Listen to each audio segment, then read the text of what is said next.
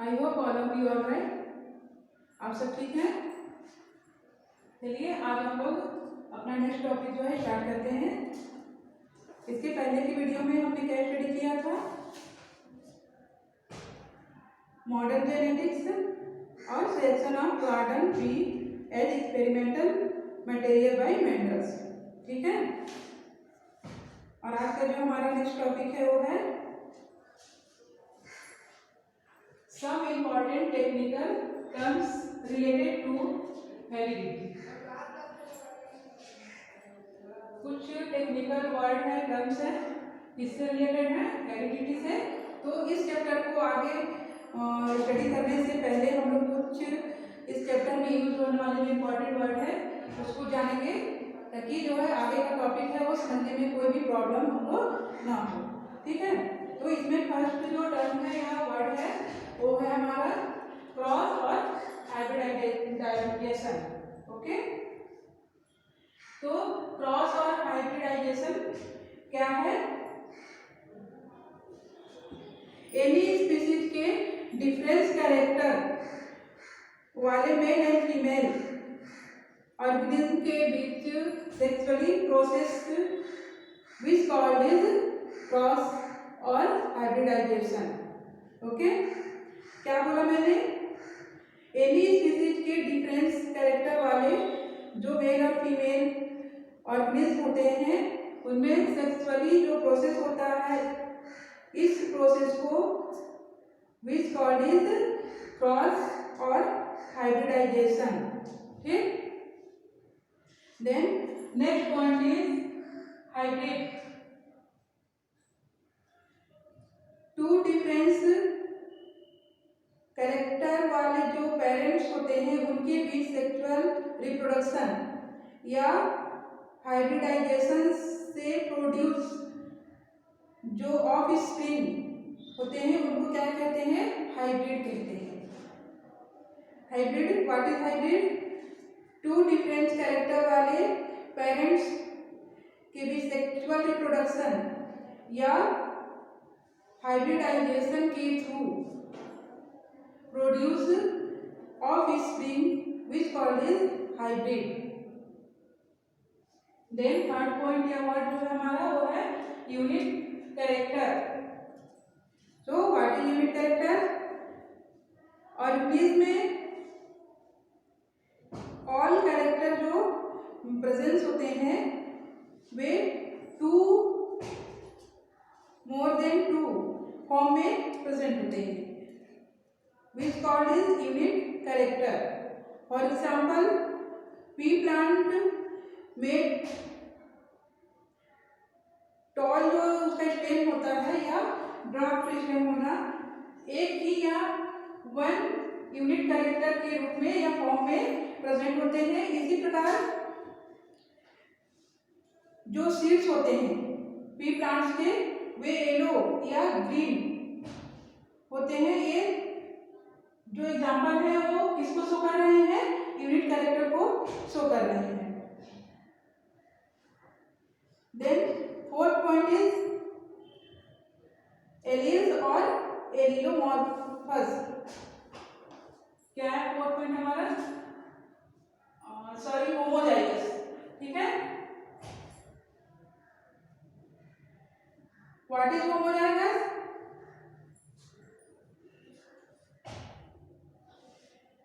ऐसा स्टेज जिसमें किसी फैक्टर के दोनों एलील्स सेम होते हैं which called is homozygous. For example capital T and small T दोनों क्या है? होमोजाइगस स्टेज में होते हैं। जब हम इसके बाद नेक्स्ट टॉपिक पढ़ेंगे हम लोग मेंडल्स एक्सपेरिमेंट, तो उसमें मेंडल ने पी प्लांट के जो 7 कैरेक्टर को यूज किया था, जिसमें से जो फर्स्ट कैरेक्टर है वो है हमारा स्टेम का लंबापन या टॉल होना और इसका अपोजिट क्या है? ड्रॉप होना, बौनापन। ठीक है। तो यहाँ पर हम कभी जो वर्ड टॉपिक पढ़ रहे हैं क्या है? होमोजाइगस। दैट मीन्स ऐसा स्टेज जिसमें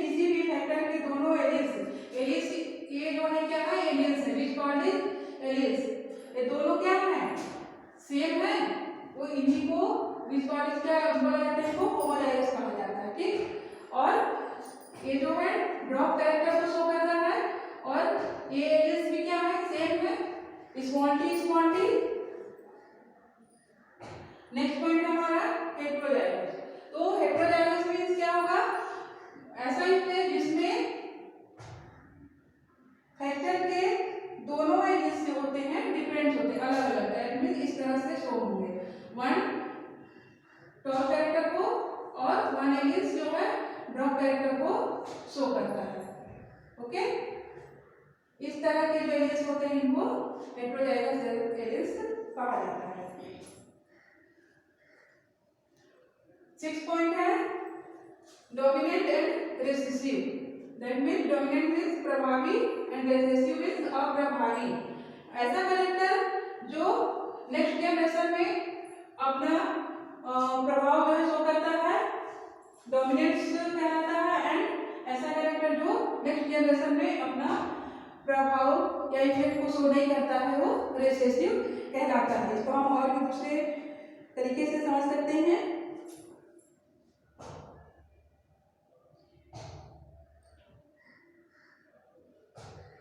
जब किसी ऑर्गेनिज्म में फैक्टर के किसी कैरेक्टर के दोनों डिफरेंस एलिस प्रेजेंट होते हैं तो उनमें से, जैसे हम लोग आगे अब टॉपिक्स जो पढ़ेंगे उसमें टॉल कैरेक्टर और ड्रॉप कैरेक्टर को स्टडी करेंगे। फर्स्ट क्या है टॉल कैरेक्टर और सेकंड क्या है इस ड्रॉप कैरेक्टर। ठीक है, तो इसमें क्या है, जो डोमिनेंट कैरेक्टर होगा वो जब इनके बीच हम क्रॉस कराएंगे तो जो फर्स्ट जनरेशन हमको अचीव होगा या मिलेगा उसमें क्या है, एक टॉल कैरेक्टर जो है अपना इफेक्ट शो करता है। तो इस तरह का जो कैरेक्टर नेक्स्ट जनरेशन में शो होता है which called is dominant character. Okay, and second जो है नेक्स्ट जनरेशन में क्या होगा कि टॉल कैरेक्टर जो है शो ना होकर के ड्रॉप कैरेक्टर शो होता है। तो ये दोनों इस तरह का हमको प्राप्त होता है या मिलता है, तो ये है which called is recessive character. ठीक, इसको हम लोग और कैसे समझ सकते हैं, dominant character, what is dominant, any factor में एनी कैरेक्टर के टू डिफरेंस एलिस प्रेजेंट होते हैं तो उनमें से कोई एक ही अपना जो है इफेक्ट शो करता है। यानी कि किसी फैक्टर्स में यदि टू डिफरेंस यानी कि वेरियस टाइप के एलिस प्रेजेंट है, जैसे टॉल और स्मॉल, ये दोनों वेरियस टाइप के एलिस प्रेजेंट है। अब इसमें से क्या है, केवल वन एलिस ही जो है अपना इफेक्ट शो करेगा। जैसे अगर फॉर एग्जांपल हम मान लें कि नेक्स्ट जनरेशन में जो है कैपिटल टी अपना इफेक्ट जो है शो करेगा। ठीक है, तो इस कैरेक्टर को हम लोग क्या बोलेंगे, which called is dominant. Okay, it is clear. And अगर किसी ऑर्गेनिज्म में या किसी फैक्टर के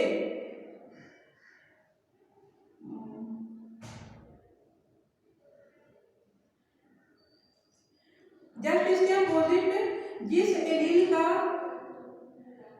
इफेक्टनेस शो नहीं हो पाता उसे रिसेसिव कहा जाता है।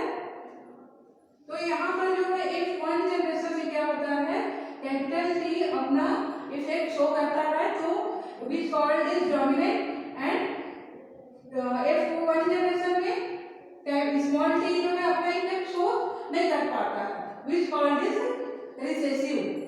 क्या होगा, विच कॉल्ड इज रिसेसिव। ठीक है, अब जो नेक्स्ट वर्ड है हमारा यूज होने वाला इस चैप्टर में वो है जीनोटाइप एंड फिनोटाइप। क्या है, genotype and phenotype. That means genotype means gene का रूप, जो जीन को शो करता है, और फिनोटाइप मीन्स कैरेक्टर, जो कैरेक्टर को शो करता है। किसी भी ऑर्गेनिज्म में जेनेटिक कॉन्स्टिट्यूशन या फैक्टर के डिस्क्रिप्शन को genotype which called is genotype. मतलब कोई भी ऑर्गेनिज्म जिसमें जेनेटिक कॉन्स्टिट्यूशंस या जो उनका संगठन होता है उसको हम लोग क्या कहते हैं, जीनोटाइप कहते हैं। और जो सेकंड है फिनोटाइप, एनी ऑर्गेनिज्म के एक्सटर्नल जो मॉर्फोलॉजी होता है उस कैरेक्टर को, एक्सटर्नल मॉर्फोलॉजी होता है उसको हम लोग फिनोटाइप कहते हैं। जैसे हम लोग अभी आगे हाइब्रिडाइजेशन या क्रॉस पढ़ेंगे और डाइहाइब्रिडाइजेशन पढ़ेंगे, तो उसमें हम लोग क्रॉस करेंगे इस कैपिटल टी और इस तरह का इंडिविजुअल क्रॉस करेंगे, तो वहाँ पर जीनोटाइप रेशियो और फिनोटाइप रेशियो हम लोग निकालेंगे और उससे हमको ये वर्ड जो है और अच्छे से क्लियर हो जाएगा। ठीक है, तो यहाँ पर फिर भी मैं एक एग्जाम्पल के थ्रू आप लोग को समझाने की कोशिश कर रही हूँ। जो फिनोटाइप है, एक टू जनरेशन में हम क्रॉस कराते हैं लॉन्ग टॉल पी प्लांट और ड्रॉप पी प्लांट को, तो जो एक टू जनरेशन होता है उसमें हमको क्या मिलता है, कैपिटल टी और one capital one small and फिर कैपिटल स्मॉल टी, ये हमको जो है अचीव होता है टू जनरेशन में। ठीक है, यहाँ पर हम फिनोटाइप को कैसे समझेंगे, ये जो है यहाँ पर